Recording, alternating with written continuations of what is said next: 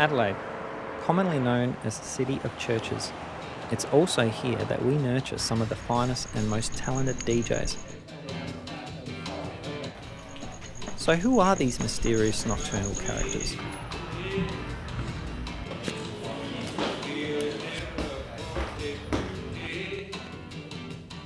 And what are their key driving factors into quality DJing?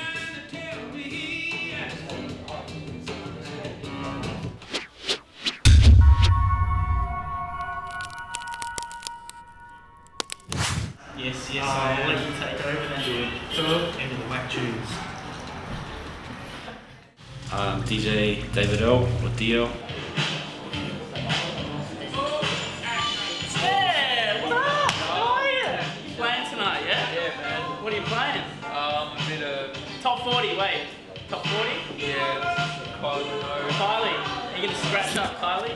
Yeah. Man, I know you're like a scratch DJ. I go by the name of DJ Snare, and I'm a scratch DJ. I'm Oki. I'm owner of Wax Museum Records here in Adelaide. I sell records. I'm Dan, and this is James. People often think that DJs just play beats. True, but there's a lot more to it than that. So what exactly does a DJ do? DJ educates, entertains. Plays music, plays records, plays CDs, plays off the computer. So many different formats. But when I think DJ, I think entertainer. DJs do many things, but I like to manipulate records and do live remixing. We play music to the masses, and the people that we can't see, it's a public that we don't really know how many people are listening. And we're just trying to play the best music that we see that's around the world. These DJs all share one thing in common: originality.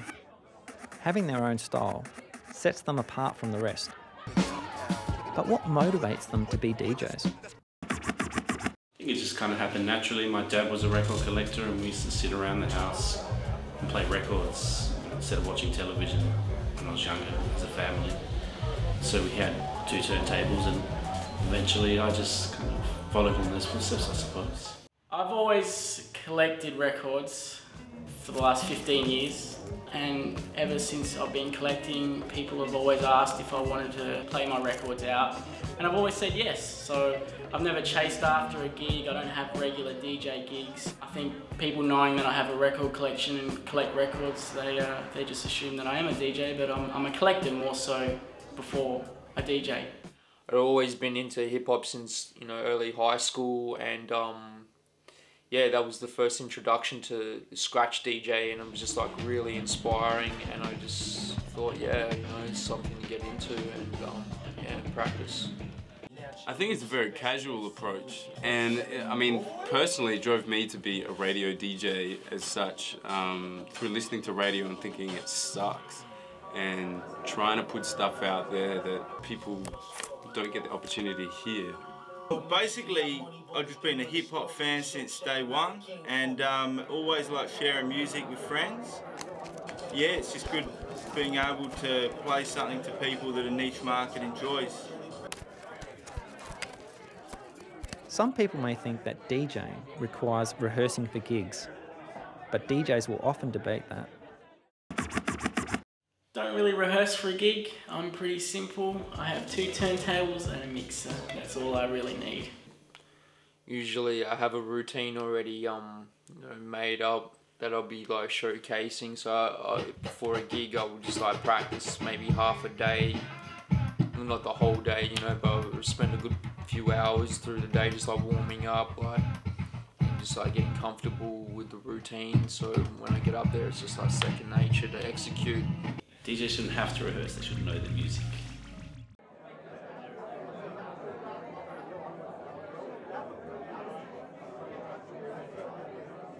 DJing since the early 90s, DL's a highly experienced and technical DJ, widely known for reading audiences, controlling tempo, and his beat mixing skills.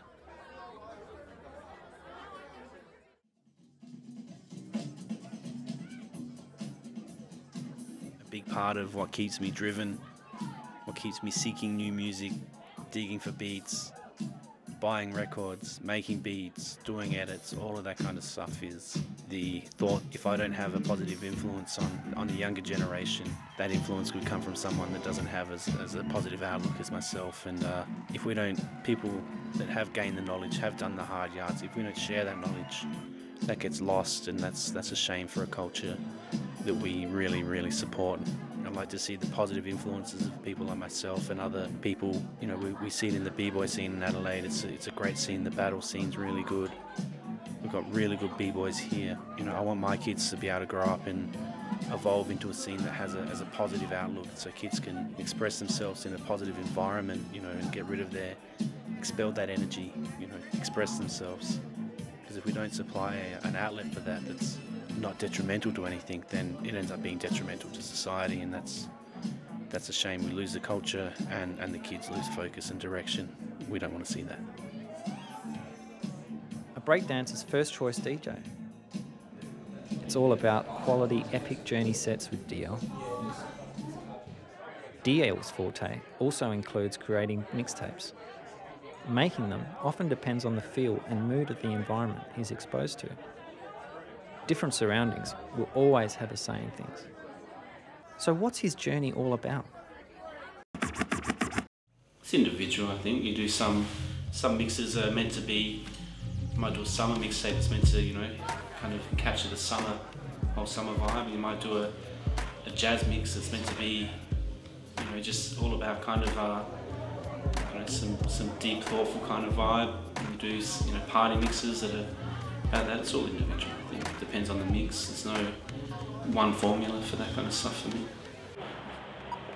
As laid back and easygoing as Occy is, there will always be occasions where clubbers can get out of line, especially messy ones, and Occy has had his fair share of bad apples to deal with. Probably about a year ago I was playing some music at a venue, and it's a bit of a lounge bar, and I had a couple come up to me, actually a lady in her 30s. She comes up to me and says, can you play something a bit more upbeat because your music's making me fall asleep? And I was like, well, there's the couch there, go to sleep. I don't put up with people's stupid comments. I play what I want to play, and the venue backed me up at that time. They said, well, you know what? They said, Occy, we're paying you to play your music, and that's what you need to do. Musical influences remain the heart and soul of a DJ. Without beats, there is no meaning to life. More often than not, they're inspired by various genres and music legends. Miles for his attitude, John Coltrane for his playing. I don't own one hip-hop record in my collection now. It's a lot of jazz, a lot of soul, and a lot of funk. DJ Babu from the Beat Junkies. He was the first turntablist that I've seen who had really orchestrated routines and really showcased, you know, the two turntables as a musical instrument, not just something you play music on. We're all guilty of making mistakes, and DJs are no exception. After all, we are only human. So what would be their worst mistake? Probably not to take, I suppose, there's lots of times where I've come across records and left them instead of buying them, and I think that's the worst mistake I've made as a DJ. It's kind of got a lot of regrets with records that I've found for decent prices, and now they've gone for large amounts of money. Bad mistakes is when I DJ that I do a bad mixing from one track to the other. I think when you have a venue full of, say, 30, 50, whatever, 100 people, and I'm playing music and the beat isn't mixing in right, people can hear that, and then people kind of look towards the DJ and you can feel that. You can really feel that you really ruin that mix, as they call a train wreck mix, having two trains crash together, having two tracks clash together. They need to mix and blend. But yeah, it is like, I've had a few of those where it's like, I've kind of pulled away, and people realise that you've done a bad mix, and they will look at you, and yeah, you can feel that those eyes looking on you like you shouldn't have done that bad mix. you know, would be like taking things too seriously, like, you know, the whole mood, you know, music is meant for enjoyment and spreading that enjoyment to the listener. I guess one mistake that we had as such was bringing a documentary crew in and we plugged everything into the on-air studio and we had a massive blackout, which is probably one of the most embarrassing things we've done on air, because I don't think we've ever had the whole station black out like that. So, you know, that was, you know, I don't know whether it was a mistake, but it was something that went wrong at a point in time that we were on air. You know you're in for a treat when the main star is DJ Snare, a scratch DJ from the late 90s, technically gifted with a flawless technique, performing many tricks on set, from scratching to beat juggling. His showcases often take the listener on a journey that will leave an audience spellbound. But what makes him original and unique?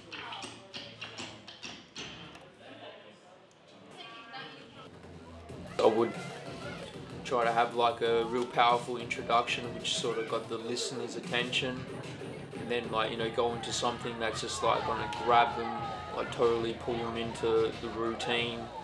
From there I usually go into like a scratch showcase which, like, you know, demonstrates the, you know, different aspect of the turntablist, and from there I would just, like, you know, take it up a notch again, so it's just like, you know, climax the set, so it's just like people were just like watching it just thinking, man, where is this going?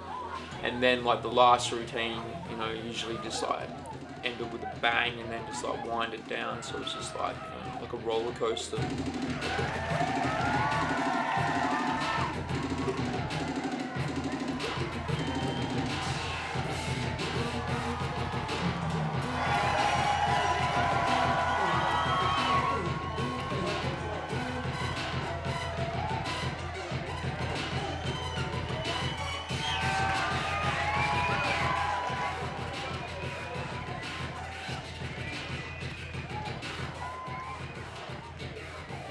So a DJ's ongoing quest continues. But what are they searching for? And are there any future goals? I don't think it's as simple as a single destination journey. You know, it's not like accomplishing a goal or something with DJing. It's, you do it while you love it, and when you stop loving it, you stop doing it, I suppose. And my goal is to make music that I like, and that I hope other people like. So as long as I'm able to do it, I'll keep doing it. Personally, I just want to just keep pushing the art form as far as I can take it. As kind of for the future, I hope to keep continuing that and exploring more music, new music. When I say new music, mainly the music that I collect is 30, 40 years old, but I'm still finding out new music that was, for me back then, yeah, just as old, but it's still new to me. So. And that's the fun part about exploring the music and finding artists and titles and songs. Oh, Grandma wants the flash snare. Nice.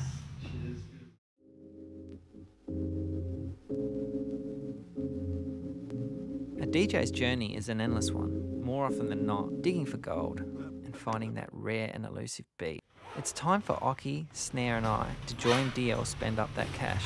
An expensive hobby indeed, but hey, it's all about the beats.